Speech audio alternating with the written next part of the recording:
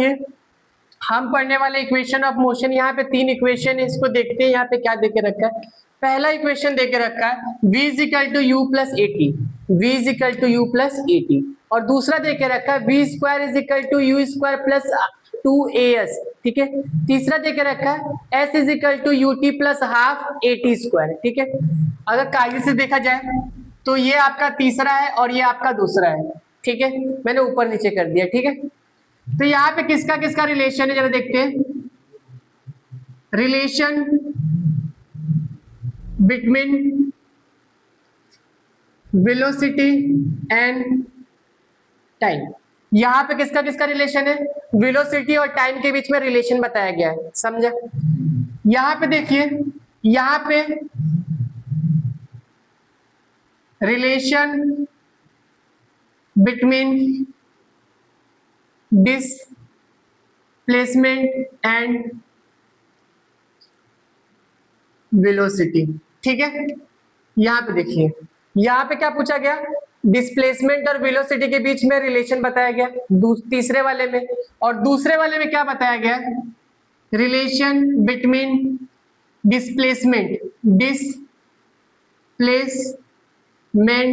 And time के बीच में relation बताया गया है। कैसे पता चलता है वो देखो, velocity time, velocity time, velocity और टाइम के बीच में रिलेशन है v और s, v और s मतलब v for s for displacement और v फॉर वेलोसिटी उल्टा करके, ठीक है। यहाँ पे s फॉर डिस्प्लेसमेंट और t फॉर टाइम, तो डिस्प्लेसमेंट और टाइम के बीच में रिलेशन बताया गया यहाँ पे, ठीक है।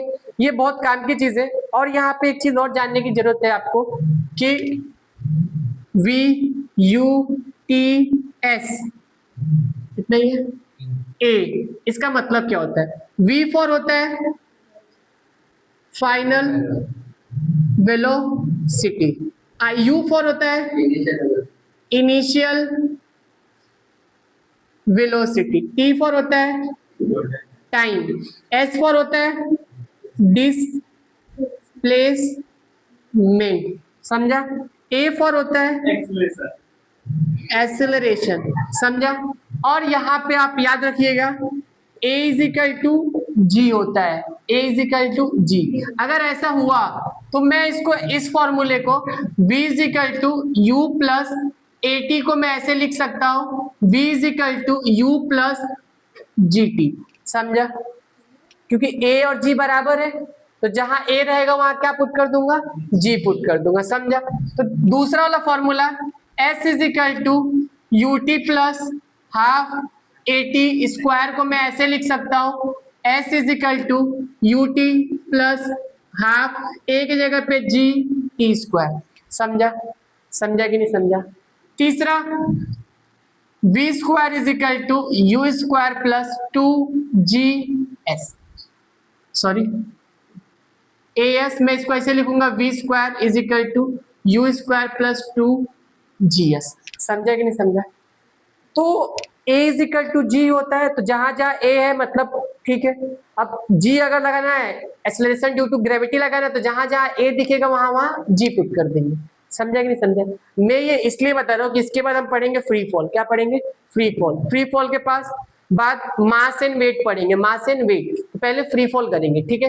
तो फ्री फॉल में देख ये काम आएगा, ये वाला फॉर्मूला आपको काम आने वाले ये वाले, तो इसके लिए मैं बता रहा हूँ आपको, क्लियर हुआ। ये कभी मत भूलिएगा कि v for final velocity, u for initial velocity, t for time, s for displacement, a for acceleration और g for acceleration due to gravity, समझा कि नहीं समझा। तो ये सब इंपॉर्टेंट है, इसके लिए बता रहा हूँ। इसके बाद हम मेन टॉपिक पे आएंगे। ये इसको बिना पढ़े आप उसको नहीं कर पाओगे। अगर मैं डायरेक्ट सम दे दूं और वहां पे बोले फाइनल वेलोसिटी इतना है और इनिशियल वेलोसिटी इतना है, तो क्या आपको पता है कि फाइनल वेलोसिटी मतलब क्या होता है, इनिशियल वेलोसिटी मतलब क्या होता है, आप दोनों डिनोट कर सकते हैं क्या, नहीं कर सकते। तो ये जानना जरूरी है, ठीक है। ये आपके लिए इंपॉर्टेंट है, ठीक है। लिखिए तो यहाँ देखिए हम पढ़ने वाले फ्री फॉल। फ्री फॉल का डेफिनेशन क्या देके रखा है जरा देखते हैं। अच्छा पहली बात फ्री फॉल होता है क्या है, पहले डेफिनेशन देखते फिर समझते हैं, मजा आएगा। when the body fall under the action of gravity is called as a free fall। फिर से देखो, when the body fall under the action of gravity is called as a free fall. क्या मतलब, कोई भी चीज ऊपर से जब नीचे गिरती है, क्यों गिरती है? ग्रेविटी की वजह से। तो वही चीज बोला, उसी को बोलते हैं फ्री फॉल। समझा? When the body fall, fall मतलब गिरना। समझा कि नहीं समझा? When the body fall under the action, action of कहा? Gravity, is called as a free fall. इतना समझा? अगर कोई चीज ऊपर से नीचे गिर रहा है, कोई चीज ऊपर से नीचे गिर रहा है, तो एक बात बताओ, ऊपर यहाँ पे ये चीज रेस्ट पे है या ना? तो ये क्या हुआ? ये इनिशियल वेलोसिटी हुआ। समझ में आ रहा है ना? ये अगर रेस्ट पे ऊपर तो इनिशियल वेलोसिटी हुआ। अब यहां से अगर मैं नीचे फेंकूं, यहाँ पे रखूं, यहाँ पे, तो यहाँ जो मेरा हाथ है यहाँ पहुंचेगा, तो इसको क्या बोलेंगे? फाइनल वेलोसिटी बोलेंगे। तो हमेशा इनिशियल वेलोसिटी क्या होता है? मोस्ट ऑफ केस में इनिशियल वेलोसिटी क्या होता है? जीरो होता है। क्या होता है? जीरो। क्योंकि यहाँ पे कुछ नहीं है ना, कुछ नहीं, मतलब यू क्या है? जीरो। यहां से यहाँ जाएगा तब उसकी हाइट पता चलेगी, तब फाइनल वेलोसिटी पता चलेगा कि नहीं पता चलेगा? हाँ या ना? समझ में आ रहा है सबको? यस या नो?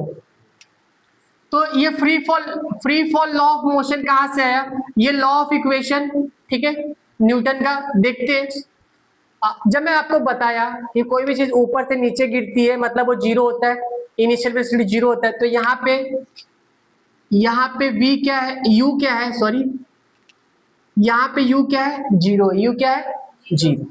तो अगर आप ही देखो, u की जगह पे अगर मैं जीरो रखूं तो ये जीरो हो जाएगा। तो इसकी वैल्यू क्या आएगा? v is equal to g t आएगा। आया ना? समझा कि नहीं समझा? ठीक है, पहला समझ गया, वेरी गुड। दूसरा देखिए, u जीरो है, u पुट करूंगा तो जीरो इंटू टी क्या हो जाएगा? जीरो। जीरो इंटू टी क्या होगा? जीरो ही होगा ना? आया ना? तो ये क्या हो जाएगा? s is equal to half g t square. Yes या नो? समझा सबको? बोलो। ठीक। तीसरा, v स्क्वायर, यहाँ पे u क्या? u जीरो, अगर मैं जीरो पुट कर दूं तो जीरो हो जाएगा। तो इसकी वैल्यू आ जाएगी v square is equal to 2gs। अब आपके बुक में जो दिया है यही चीज दिया है, फॉर्मूला यही दिया ना फ्री फॉल का। अब ये कहां से आया आपको समझा सबको? आया ना? क्यों? क्योंकि फ्री फॉल में इनिशियल वेलोसिटी क्या होती है? जीरो। जब हम इस फॉर्मूले में जीरो पुट करेंगे जहां जहां u है, तो ये फॉर्मूला ये बन जाएगा। समझा? अभी समझा कि नहीं समझा? आपको फ्री फॉल समझा? फ्री फॉल क्या था? When the body fall under the action of gravity, कोई भी बॉडी, कोई भी चीज ऊपर से नीचे अगर गिर रहा है तो क्या हुआ? उसी को हम बोलते हैं फ्री फॉल। समझा कि नहीं समझा? समझा ना? अगर नहीं समझा तो एक बार वीडियो को पीछे करिए, फिर से देखिए, ठीक है। हम चैप्टर नंबर 1 ग्रेविटेशन पढ़ रहे थे, हमने बाकी सब खत्म कर दिया था, ठीक है, बहुत सारे टॉपिक हमने पढ़ा था। इस वीडियो में हम क्या पढ़ने वाले? Difference between mass and weight. Mass और वेट के बीच में डिफरेंस बिटवीन पढ़ने वाले, ठीक है। ये बोर्ड के पॉइंट ऑफ व्यू से बहुत इंपॉर्टेंट चैप्टर टॉपिक है, 2 मार्क के लिए बोर्ड के एग्जाम में आता ही आता है। Difference between mass and weight आता ही आता है, ठीक है। तो आइए देखते जरा क्या देके रखा है। यहाँ देके रखा है मास और यहाँ देके रखा है वेट। मास क्या होता है? ऐसे समझिए, मास जो होता है ना, ये देखिए, जो ये मार्कर है, जो पूरा ये ऑब्जेक्ट कवर करके रखा है, ये अभी यहाँ पे रखूंगा तो ये देखो, यहाँ पे इतना हिस्सा क्या कर दिया? कवर करके रखा ना। तो इसका जितना मास रहेगा उतना एरिया कवर करके रखेगा कि नहीं रखेगा? और वेट क्या होता है? वेट मतलब वजन, ये वजन है। समझा? मास मतलब क्या लिखा जरा देखो, मास is amount of matter in object. Object में जितना मास है, जितना बड़ा ऑब्जेक्ट हो उसका क्या है? मास है। और उसका वजन उसके वजन को हम क्या बोलते हैं? वेट बोलते हैं। समझा? इतना समझा ना? ठीक। जो मास होता है ना, मास एवरीवेयर सेम होता है, कांस्टेंट होता है, कहीं भी ये चेंज नहीं होने वाला है। अगर यहाँ पे अर्थ पे मास 75 है तो मून पे भी मास 75 ही होगा। तो इससे क्या समझा? मास क्या है? कांस्टेंट है। क्या है? कांस्टेंट। वो कहीं पे भी चेंज नहीं होगा, हर जगह क्या होगा? सेम होगा। समझा? बट वेट के साथ कैसा है? अगर देखो, वेट में अगर स्मॉल जी, मैंने आपको बताया था स्मॉल जी की वैल्यू चेंज होती रहती है। सेंटर पे, अर्थ के सेंटर पे कुछ और रहेगा, इक्वेटर पे कुछ और रहेगा, सरफेस के ऊपर कुछ और रहेगा। हाँ या ना? हर जगह चेंज होती रहती है किसकी वैल्यू? स्मॉल जी की वैल्यू। अगर स्मॉल जी की वैल्यू चेंज होगा, अगर स्मॉल जी की वैल्यू चेंज होगा तो डब्ल्यू भी क्या होगा? चेंज होगा। W for wait. समझा? अगर स्मॉल जी की वैल्यू चेंज होगा तो वेट भी क्या होगा? चेंज होगा। इतना समझा? वेट, वेट से क्या समझता है? वजन, वजन वेट का यूनिट क्या है? न्यूटन। सीजी एसआई यूनिट, और सीजीएस क्या होगा? न्यूटन का क्या होता है? डायन होता है। अगर यहाँ पे मास अगर किलोग्राम में है एसआई, तो सीजीएस क्या होगा? ग्राम होगा। तो ऐसे अगर यहाँ पे न्यूटन, तो न्यूटन का सीजीएस क्या होता है? डायन होता है। तो हम पढ़ रहे थे मास और वेट। मास क्या होता है? एवरीवेयर क्या होता है? कांस्टेंट होता है। और वेट क्या होता है? चेंज होते रहता है। एस कब चेंज होगा? जब जी चेंज होगा तब क्या चेंज होगा? मास भी चेंज होगा। इतना समझा? मास क्या है? मास एक स्केलर क्वांटिटी है। मास क्या है? एक स्केलर क्वांटिटी है। और वेट क्या है? वेक्टर। अगर मास स्केलर है तो वेट क्या होगा? वेक्टर क्वांटिटी होगा। यहां तक क्लियर है ना? डाउट है? नहीं। अब इस पे आते हैं, क्या लिखा जरा देखते हैं। लिखा है mass is everywhere, mass is everywhere constant. जो मास होता है ना, हर जगह क्या होता है? कांस्टेंट होता है। ठीक है। अब यहाँ पे वेट देखिए, weight change as the value g change. जहां जहां जी की वैल्यू चेंज होगी वहां वहां डब्ल्यू क्या होगा? चेंज होगा। तो पहला पॉइंट क्लियर है। यहाँ पे क्या सीखे आप? पहले पॉइंट पे मास कांस्टेंट होता है एवरीवेयर, बट डब्ल्यू की वैल्यू चेंज होती है। जहां जहां जी की वैल्यू चेंज होगी वहां वहां डब्ल्यू भी चेंज होगा। तो पहला पॉइंट समझा ना? दूसरा point, mass is scalar quantity. Mass कैसी क्वांटिटी है? स्केलर है। इतना समझा सबको? But weight is vector quantity. Weight क्या है? वेक्टर क्वांटिटी है। अगर मास स्केलर है तो वेट क्या है? Vector quantity. यहां तक क्लियर है? ठीक। तीसरा पॉइंट देखिए, mass is amount of matter in object. Mass क्या है? जो अमाउंट ऑफ मैटर में जो प्रेजेंट है, जो ये ऑब्जेक्ट है इसके अंदर जो ये चीज प्रेजेंट है, ये पूरा शेप, इसी को हम क्या बोलते हैं? मास बोलते हैं। समझ में आया कि नहीं आया? तो वही चीज लिखा है। ठीक है। A weight is the force, weight एक force है through which it attract the object। जो ऑब्जेक्ट को अट्रैक्ट करता है वो क्या है? वेट है। सिंपल सी बात है बाबू। ये चीज है मार्कर, और नीचे क्या? अर्थ। ये मान लो ये है। अब ये नीचे खींच रहा है तो इसका वेट है तो ही तो नीचे आ रहा है। अगर इसका वेट ना रहे तो ये नीचे आएगा क्या? नहीं, हवा में उड़ जाएगा कि नहीं उड़ जाएगा? समझ में आ रहा है ना? तो वेट क्या करता है? किसी भी ऑब्जेक्ट को अट्रैक्ट करता है दूसरे ऑब्जेक्ट से। इतना समझा? ठीक है। चौथा पॉइंट क्या है? SI unit of mass is क्या है? केजी है। एसआई यूनिट ऑफ मास क्या है? केजी। यहां तक समझा? अगर SI unit of mass, mass का यूनिट क्या है? एसआई केजी है। तो SI unit of weight is क्या हो जाएगा? न्यूटन। न्यूटन को किससे डिनोट करते हैं? कैपिटल एन से। किससे? कैपिटल एन से। किसी को डाउट? नहीं ना? आगे चले? ठीक। अगर मास की यूनिट एसआई यूनिट केजी है तो सीजीएस क्या होगा? ग्राम। क्या होगा? ग्राम। अगर वेट की एसआई यूनिट न्यूटन है तो सीजीएस यूनिट क्या होगा? डायन। क्या होगा? डायन। वो चुड़ैल वाला डायन नहीं है, ये डायन है। ठीक है। हमने 9th में पढ़ा है। 9th में पहले ही चैप्टर के दूसरे चैप्टर में ये दिया था। न्यूटन कितना होता है? 1 न्यूटन इज इक्वल टू 10⁻⁻7 कुछ इस तरीके का होता है। ठीक है। देख लीजिएगा, एक बार चेक कर लीजिएगा सही है गलत है। ठीक है। तो यहाँ पे हमें कितने पॉइंट? अच्छा, 2 मार्क के लिए आएगा तो कितना पॉइंट लिखोगे? 4 पॉइंट नहीं लिखोगे ना, हम 5 लिख लिए। क्यों? क्योंकि अगर आप एक भूल गए तो। समझ में आ रहा है ना? आपको समझा? सबको आया ना? लिखिए। देखिए, स्केप वेलोसिटी खत्म करते जा रहा है। स्केप वेलोसिटी क्या देके रखा है? एक नया टॉपिक है। स्केप वेलोसिटी क्या होता है जा देखते हैं। The velocity required to escape the earth gravitational influence is called as a escape velocity। अब ये है क्या? आप लोगों ने रॉकेट देखा होगा।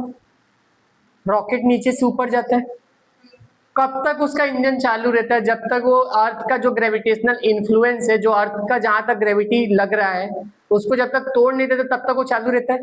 उसके बाद क्या होता है? थोड़ा बंद कर देते हैं, उसके बाद वो नीचे आता है क्या? रॉकेट एक बार ऊपर जाने के बाद नीचे आता है क्या? क्यों नहीं आता? क्योंकि वो जो अर्थ का ग्रेविटेशनल इन्फ्लुएंस है ना, जो क्या है अर्थ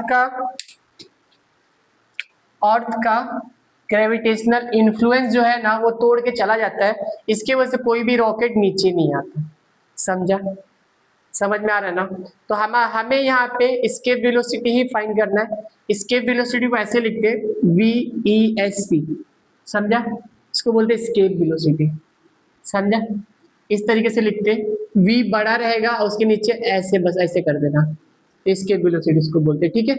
तो हमें यही फाइंड करना है, इसका फॉर्मूला और इसकी वैल्यू भी फाइंड करना है, इसकी वैल्यू भी फाइंड करना है और इसका फॉर्मूला भी फाइंड करना है, डिराइव करना है, डिराइव समझो, ठीक है। तो देखते हैं क्या होता है। मैंने यहाँ पे लिया for an object of mass, object का मास मैंने m लिया है, ठीक है। यहाँ पे हम करने वाले काइनेटिक एनर्जी और पोटेंशियल एनर्जी निकालने वाले अर्थ सरफेस, अर्थ पे at the surface of earth at the infinity, infinity पे और सरफेस ऑफ अर्थ पे हम काइनेटिक एनर्जी और पोटेंशियल एनर्जी निकालने वाले हैं। उसके बाद दोनों को कंबाइन करके हम यहाँ पे इसके वेलोसिटी निकालने वाले हैं, ठीक है। आपके बुक में दिया है ऐसे, तो लिखेंगे एट सरफेस ऑफ अर्थ, अर्थ के सरफेस पे काइनेटिक एनर्जी को मैं ऐसे लिख रहा हूँ के ई, काइनेटिक एनर्जी 1, काइनेटिक एनर्जी का फॉर्मूला क्या होता है, हाफ mv², इक्वेशन नंबर 1, ठीक है। पोटेंशियल एनर्जी को मैं लिख रहा हूँ PE1, ये क्या होता है, कैपिटल G m/r, ये इक्वेशन नंबर 2, ठीक है। अब मैं यहाँ पे टोटल एनर्जी निकालूंगा, टोटल एनर्जी कैसे निकालूंगा, देखिए जरा, total energy is equal to kinetic energy 1, ये 1 लिख लेना, टोटल एनर्जी 1, ठीक है। Kinetic energy 1, potential energy 1 is equal to, kinetic energy कितना है 1/2 mv² प्लस माइनस gmm/r, ठीक है। इसको मैं सॉल्व करूंगा तो 1/2 mv² प्लस माइनस क्या हो जाएगा, माइनस हो जाएगा, तो कैपिटल gmm/r, ये इक्वेशन नंबर 1। समझा कि नहीं समझा, समझा ना, ठीक है। अब हमने अर्थ, सरफेस ऑफ अर्थ लिया, अब हम लेंगे एट इंफिनिटी, इंफिनिटी पे काइनेटिक एनर्जी 2 कितना रहेगा, 0 रहेगा, इंफिनिटी पे काइनेटिक एनर्जी कितना रहेगा, 0 रहेगा, इसको इक्वेशन नंबर 3 दे दो, ठीक है। ये 3 है, ये 3 है, तो ये 4th हो जाएगा। और पोटेंशियल एनर्जी भी इंफिनिटी पे क्या रहेगा, 0 रहेगा, इसको 5th दे दो, ठीक है। समझ में आया कि नहीं आया, ठीक है। अब यहाँ पे हम निकालेंगे, क्या निकालेंगे, यहाँ देखते जरा, टोटल एनर्जी 2, टोटल एनर्जी 2 निकालेंगे तो क्या लिखेंगे, kinetic energy 2 plus potential energy 2, यहाँ तक समझा, ये है टोटल एनर्जी 2, काइनेटिक एनर्जी और पोटेंशियल एनर्जी 0 0 है, तो 0 प्लस 0 क्या हो जाएगा, काइनेटिक एनर्जी 2, 0 इक्वेशन नंबर ये क्या हो गया, 6 हो गया, आया ना। फ्रॉम थर्ड एंड 5th से मैं बोल सकता हूं 6 से total energy 1 plus total energy 2, total energy 1 कितना है, टोटल एनर्जी 1 कितना है, याद देखिए, टोटल एनर्जी 1 कितना है, half mv² minus g capital M small m/r is equal to, ये कितना है 0। यहां तक समझा गया, यहाँ का 0 यहाँ, समझा, यहाँ तक समझा सबको। देखो हमने क्या किया, ये डेफिनेशन था, हमने ऑब्जेक्ट के मास को m सपोज किया है, ठीक है। चलो सरफेस पे ले रहे, अर्थ के सरफेस पे काइनेटिक एनर्जी होता है हाफ इंटू mv² और पोटेंशियल एनर्जी होता है minus g capital M small m/r, ठीक है। इसको इक्वेशन नंबर 1, इक्वेशन नंबर 2 दिया। यहाँ पे मैंने निकाला टोटल एनर्जी, क्या निकाला, टोटल एनर्जी 1। देखो ये इसको लिख दिया और इसको लिख दिया, तो माइनस प्लस क्या होता है, माइनस, तो इक्वेशन नंबर मैंने 3 दे दिया। यहाँ तक समझा, 3 तक, इक्वेशन नंबर 3 तक क्लियर है सबको, है या ना। एट इन्फिनिटी पे लिया, तो एट इन्फिनिटी पे काइनेटिक एनर्जी ना, हमको कुछ भी नहीं पता है, एम भी कुछ भी नहीं पता है, तो काइनेटिक एनर्जी भी 0, पोटेंशियल एनर्जी भी 0, तो टोटल एनर्जी 2 क्या आएगा, 0 ही आएगा। फ्रॉम 3rd एंड 6th से किया, टोटल एनर्जी 1, टोटल एनर्जी 2, तो इसकी तो वैल्यू है, इसकी नहीं है, 0 है। यहाँ तक समझा। अब इसको इधर ही छोड़ दो, हाफ mv², इधर माइनस में साइड आएगा तो प्लस, तो कैपिटल M स्मॉल m/r, यहाँ तक समझा। ये m से ये m कैंसल, यहाँ तक क्लियर हुआ। अब इधर 2 डिवाइड में ऊपर जाएगा तो v² is equal to 2gm/r हो गया, हाँ या ना? मुझसे क्या ये स्क्वायर पूछा था क्या? नहीं, हमसे तो बस एस्केप वेलोसिटी पूछा था ना, तो मतलब क्या VES पूछा था। ठीक है, तो अब यहाँ पे लिखेंगे taking square root on both side, यहाँ पे VES स्क्वायर कर लो, यहाँ पे 2gm/r कर लो, ये से ये कैंसल, तो escape is equal to 2gm/r हो गया। ठीक है, अब देखो एक फॉर्मूला ये है, एक फॉर्मूला का एस्केप वेलोसिटी का ये है, याद है, समझा? और एक फॉर्मूला ऐसे लिखोगे, यहाँ पे देखो r, यहाँ पे r है ना, यहाँ पे क्या है r है, मैं क्या करूंगा मल्टीप्लाई करूंगा, therefore multiply r in equation number, इसको दे दो सेवेंथ में, escape is equal to 2gm/r/r into r, तो यहां पे क्या आएगा 2gm/r/r स्क्वायर। ठीक है, ये escape, यहां तक समझा? ऊपर नीचे r से किया मल्टीप्लाई, समझा कि नहीं समझा? तो अब यहां देखिए जरा, बात समझिएगा जरा। ठीक है, gm/r स्क्वायर क्या होता है? g is equal to gm/r square होता है। तो इसमें पूरे की जगह पे क्या लिख सकता हूं? g लिख सकता हूं स्मॉल, और ये r, ये एक और एस्केप वेलोसिटी का फॉर्मूला हो गया, समझा? ये एक फॉर्मूला है एस्केप वेलोसिटी का, और ये एक फॉर्मूला है, समझा कि नहीं समझा? दो फॉर्मूले हैं एस्केप वेलोसिटी के। और अब मुझसे पूछेगा आगे चल के कि स्मॉल एस्केप वेलोसिटी का फॉर्मूला बताओ, अरे सॉरी वैल्यू बताओ, क्या पूछेगा? वैल्यू बताओ, तो वैल्यू भी इधर डिफाइन कर देते फटाक से। देखिए जरा, escape is equal to 2, small G की वैल्यू 9.8 होती है, आर रेडियस, अर्थ का रेडियस कितना होता है 6.4 इंटू 10⁶, यही होता है। देखो इन सबको मल्टीप्लाई करूंगा तो 125.125.44 आएगा इंटू, अब देखिए यहाँ पे ये पावर इधर 6 है ना, 10 का पावर 6 है, तो बाहर आएगा तो ये 10 का 3 हो जाएगा। इतना आपको रट्टा मारना है भाई, ठीक है, सॉल्व करने जाओगे बहुत टाइम जाएगा।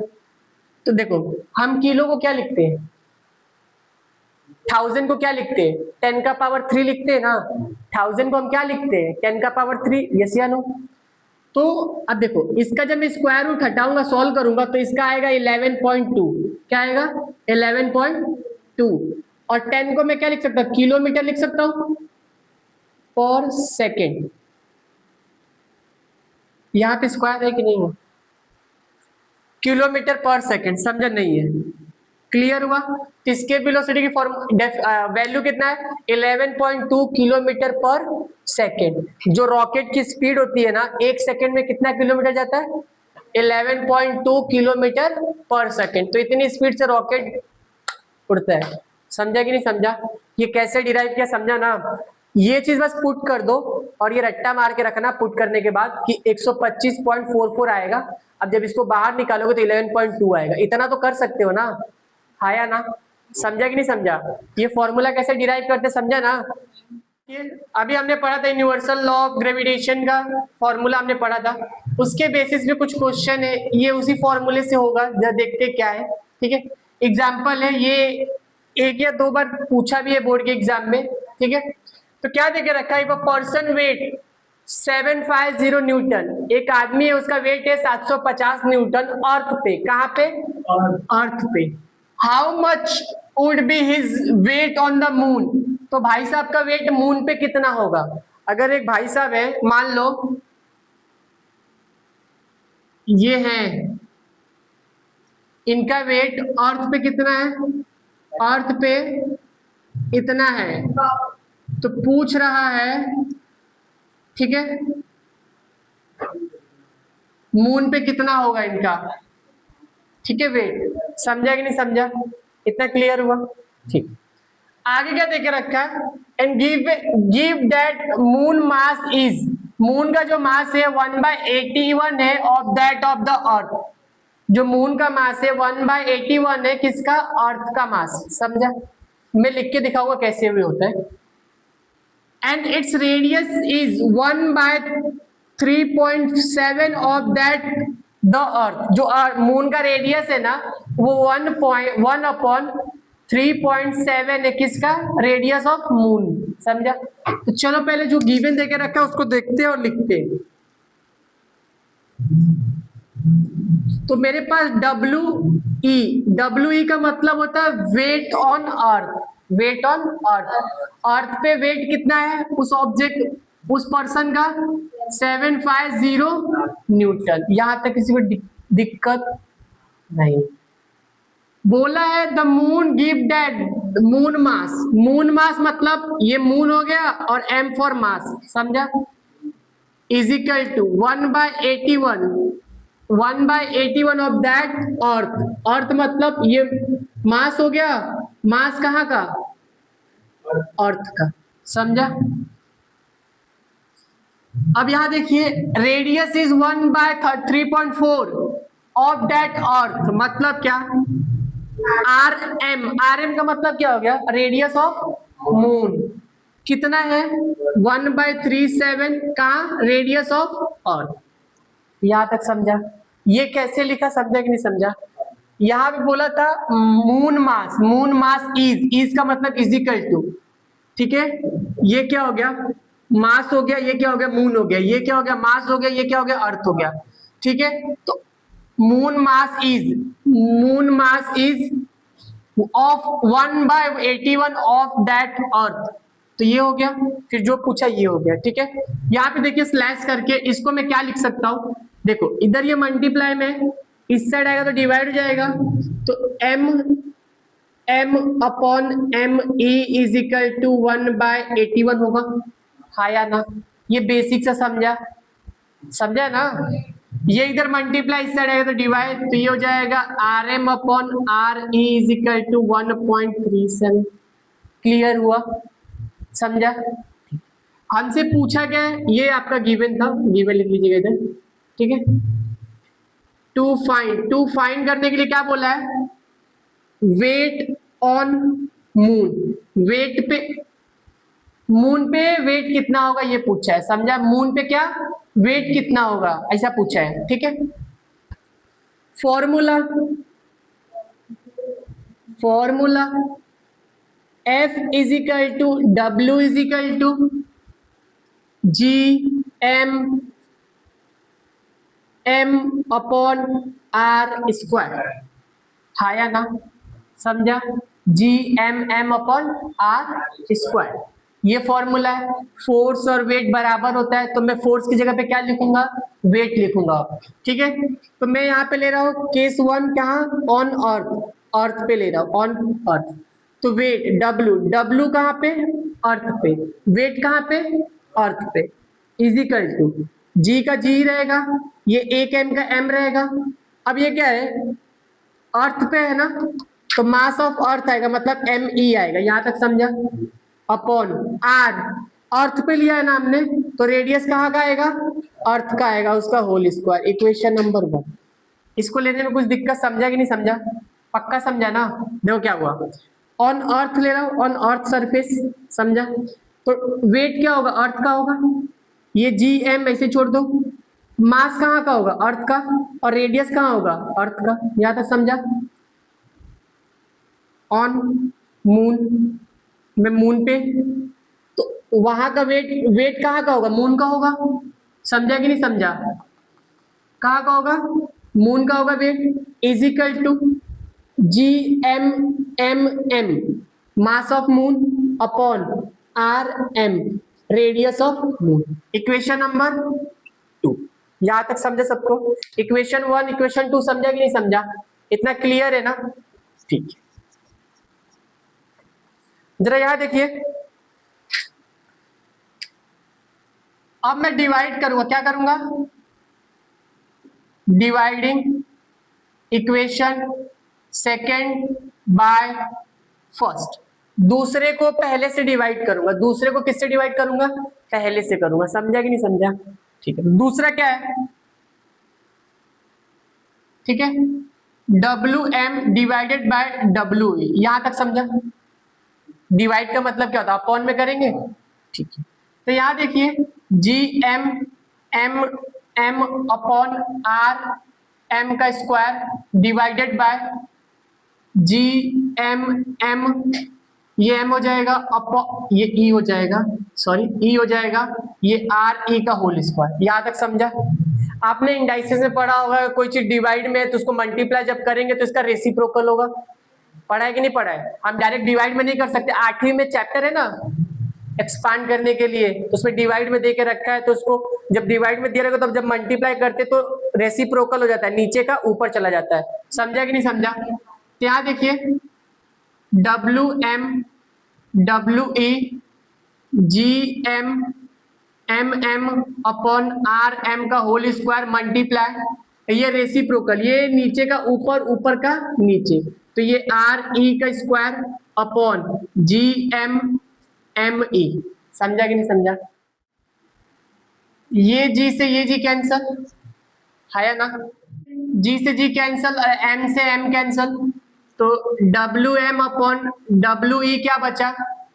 ये MM mass of moon, mass of earth एक साइड लाओ, मास of moon upon mass of earth एक साइड हो गया, radius of earth upon radius of moon एक साइड लाती है। समझा कि नहीं समझा? समझा यहां तक? ठीक। वेट ऑन अर्थ, अर्थ पे वेट कितना था? 750 था, आया ना? M upon ME, M upon ME कितना है? 1/81 है, इंटू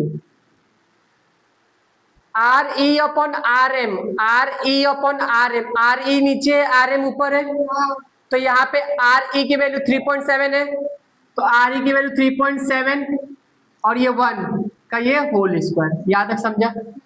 क्लियर हुआ? ठीक। WM इज इक्वल टू 3.7 का जब स्क्वायर लोगे तो क्या आएगा?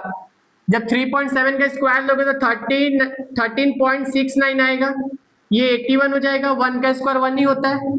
अब देखिए इधर ये डिवाइड में है या ना, इस साइड लाएंगे तो क्या हो जाएगा? मल्टीप्लाई 750। इधर ये डिवाइड में है, इस साइड जाएगा तो मल्टीप्लाई हो जाएगा कि नहीं हो जाएगा? ठीक है, तो WM इज इक्वल टू इसका और इसका मल्टीप्लाई करिए, इसका मल्टीप्लाई करेंगे तो आएगा 10 26 7.5, ये 81 से अब इसको डिवाइड करिए तो WM की वैल्यू जो भी होगी यहाँ पे आ जाएगा, और यहाँ पे यूनिट क्या आएगा? न्यूटन आएगा। क्या आएगा? न्यूटन। अब इसकी वैल्यू क्या आएगा? 26.8। कितना आएगा? 26.8। ये वैल्यू आ रहा है सॉल्व करने पे। ठीक है, अब डायरेक्ट अभी करूंगा तो ज्यादा लेंथ हो जाएगा, तो इसके लिए मैं कैलकुलेट करके कर रहा हूँ। जब इसका और इसका मल्टीप्लाई करोगे तो ये आएगा, और जब इसको डिवाइड करोगे 81 से तो 126.8 न्यूटन आएगा। अगर कभी भी आप ये यूनिट लिखना भूल गए तो आपका हाफ मार्क्स कटना फिक्स है। समझा? अगर आप आंसर लिखे और वहां पे यूनिट लिखना भूल गए तो आपका हाफ मार्क्स कटना फिक्स है। समझा कि नहीं समझा? ये कभी गलती करिएगा मत। देखिए